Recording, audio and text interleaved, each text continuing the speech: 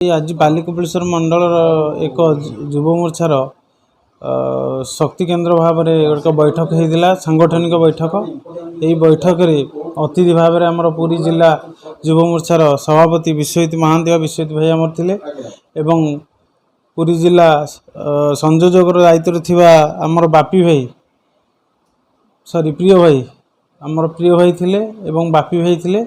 अनुमोदन आज ये बैठकटा होता। ये बैठक रे भी आमर ये बैठक रे मुख्य सांगठनिक कार्यक्रम केमी सुदृढ़ हम एवं संगठन को आहरी शक्तिशाली करवा पंचायत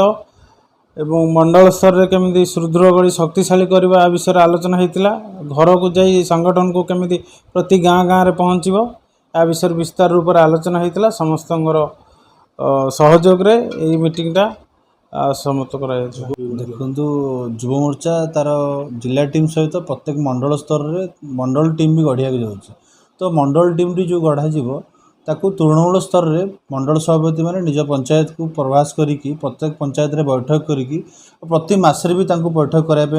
कहुई। प्रति मसरे प्रत्येक पंचायत बुली प्रवास करेंगे और मंडल में जमती गोटे मीटिंग करेंगे। तो तृणमूल स्तर संगठन को सुदृढ़ करने ये पदक्षेप नि मंडल कमिटी सुदृढ़ करमती गठन कर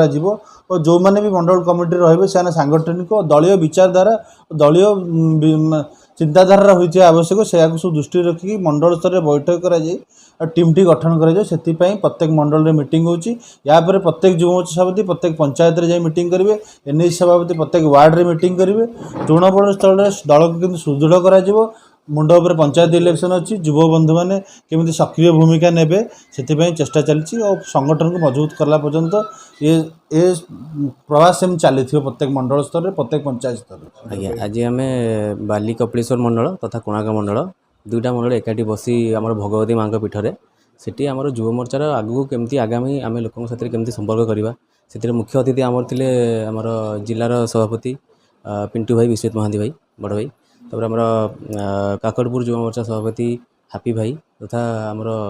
प्रियते उस्वल भाई तो तांकु नहीं कि आम युव मोर्चा को आगामी दिन में केमती आम आमर संगठन को मजबूत करवा एवं प्रति घरे घरे केमती जाई पहुँचिकी लोक समस्या कौन अच्छी बुझिकी केमती समाधान हो पार से विषय में आम बस आलोचना करते। आज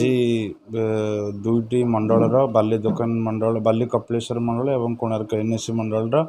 सभापति उपस्थित तथा आमर युव मोर्चार पुरी जिला सभापति विश्वजित महांती उपस्थित सांगठनिक बैठक अनुष्ठित होता। यार मुख्य उद्देश्य था प्रत्येक वार्ड स्तर में प्रत्येक पंचायत स्तर कि भाव में आम हजार हजार युवक को आम पार्टी कार्यक्रम आम जॉइन करूँ और 2047 मोदी जो विकसित भारत लक्ष्य रखी कि भाव में साधना करूँ। ता सहित भारतीय जनता पार्टी गोटे कैडर बेस पार्टी यार सांगठनिक तृणमूल स्तर नहीं कि राष्ट्रीय पर्यंत कि भाव में युव मोर्चार भूमिका अत्यंत गुरुत्वपूर्ण पार्टी आज जिला सभापति बुझे परिप्रेक्षी समस्त कार्यकर्ता पाखापाखि 60 रु ऊर्ध्व कार्यकर्ता यही बैठक में उपस्थित रही कार्यक्रम गारिमा वृद्धि करते आगामी दिन में युवक कि भाव में पूरी जिले में सशक्त हम से विषय में जिला सभापति आलोचना।